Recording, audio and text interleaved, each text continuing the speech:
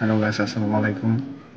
আমরা সকলে জানি আজকে ইদানিং ধরে এই 1 সপ্তাহ 2 সপ্তাহ জুড়ে আমরা ভূমির অধিদপ্তরের বিভিন্ন কাজগুলো সমাধান করতে পারছি না। আমি নিজেও তারই ভুক্তভোগী। তো বর্তমানে একটা নতুন ওয়েবসাইট ডেভেলপ করা হয়েছে। আসলে এটি হয়েছে মূলত ওয়েবসাইট নতুন করে ডেভেলপ করার কারণে। তো ভূমি অফিসের নতুন ওয়েবসাইট ডেভেলপ করা হয়েছে। সো আমরা এখন যেটা ই পর্চাতে আমরা যেখান থেকে আমরা অনলাইন খতিয়ান বের করতাম, সেই ই পর্চা ওয়েবসাইটে যদি আমরা যাই, এখানে কিন্তু আমরা ই পর্চা ওয়েবসাইটের সেবাগুলো পাচ্ছি না। ঠিক আছে, এই যে আমরা ক্লিক করছি কিন্তু পাচ্ছি না। সো আমাদেরকে এখন নতুন ওয়েবসাইটে যেতে হবে। সেটা ওয়েবসাইটটার নাম হচ্ছে DLRMS land.gov.bd। আমি লিঙ্কটা ডিসক্রিপশন বক্সে দিয়ে দিব, সেখান থেকে আপনারা ডিরেক্টলি ঢুকে যেতে পারবেন। সো আমরা এখানে ক্লিক করার পর একটু সময় নেবে, এখনও এটা টেক্সট ইন পাশে আছে। সো আমরা সেখানে প্রবেশ করব। চলে এসেছে। এখানে আমরা আমাদের যে সার্ভে খতিয়ান আগের পেজের মতোই দেখতে এটা। সো আমরা সার্ভে খতিয়ানের মধ্যে এখানে আমাদের বিভাগ সিলেক্ট করব। এখানে এবার কিন্তু আসছে, আগের ওয়েবসাইটে কিন্তু আসে নাই। সো আমরা এখান থেকে আমার যে খতিয়ানটা সেটা দেখবো পাওয়া যায় কিনা। যখন ক্লিক করব, দেন আমাদের উপজেলা আমার উপজেলা হচ্ছে বোয়ালখালী।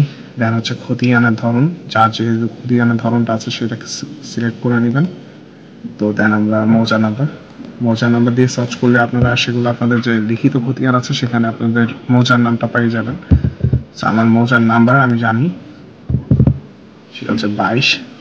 তারপর সেখানে এসে আমরা আমাদের খতিয়ান নাম্বারটা দিয়ে দিব 726। এখানে আরো অনেকেরই খতিয়ান নাম্বার যদি জানা না থাকে, সেক্ষেত্রে আমরা অধিকতর অনুসন্ধান যেখানে আছে সেখানে এসে মালিকের নাম লিখে আমরা যদি সার্চ করি বা ডাক নাম্বার লিখে যদি সার্চ করি, সেটা আমরা যদি খুঁজনে ক্লিক করি, তাহলে আমরা আমাদের কাঙ্ক্ষিত ফলটা বা কাঙ্ক্ষিত যে খতিয়ানটা সেটা পেয়ে যাব।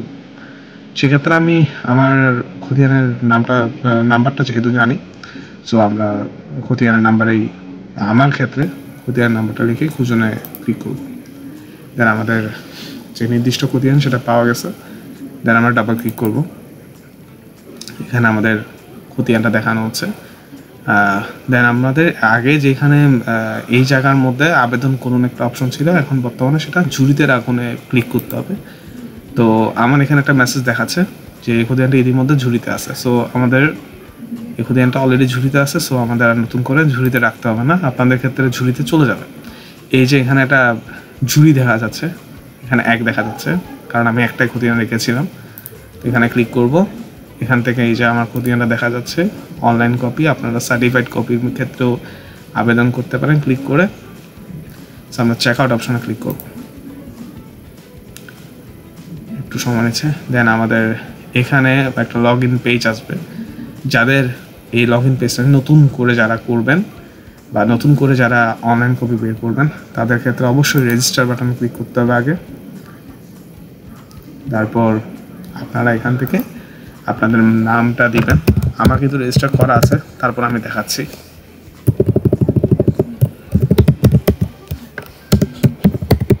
দেন আপনারা এখান থেকে আপনাদের যে মোবাইল নাম্বারটা আছে সেটা লিখে এখান থেকে ক্যাপচারটা দিয়ে দিবেন।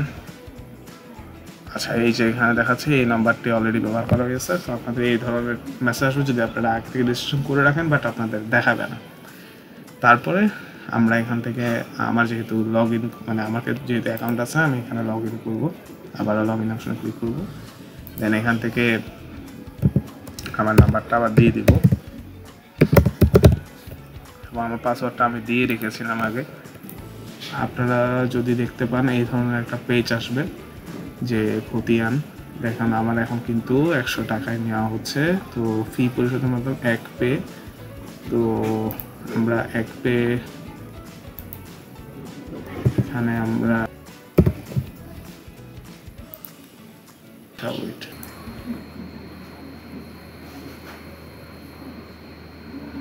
সো আপনারা এখানে যে 1 পেমেন্ট গেটওয়েতে চলে আসবে। 1 পেতে ডাবল ক্লিক করার পর একটু হয়তো প্রবলেম দেখা দিতে পারে।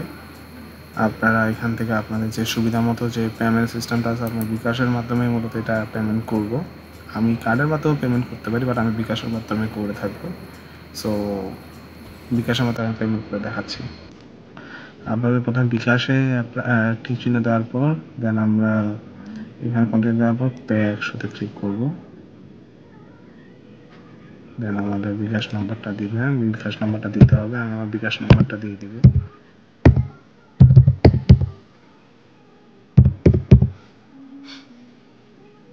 কনফার্মে ক্লিক করবো, ভেরিফিকেশন কোড আসবে আমার। আমি আমার ভেরিফিকেশন কোডটা দিয়ে দিব।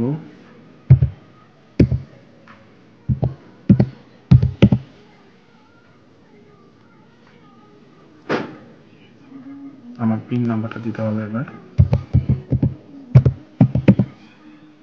আমরা কনফার্মে ক্লিক করব।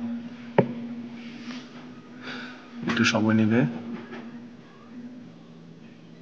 দেন আমাদের পেমেন্ট ভেরিফাই করা হচ্ছে।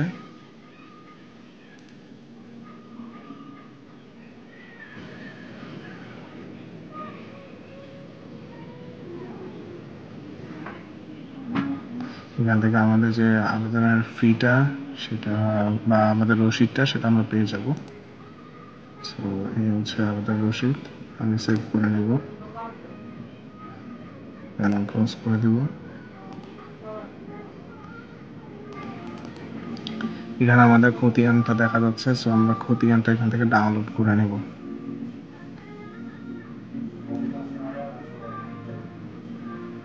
খতিয়ান আমরা ডাউনলোড করলে শেষ।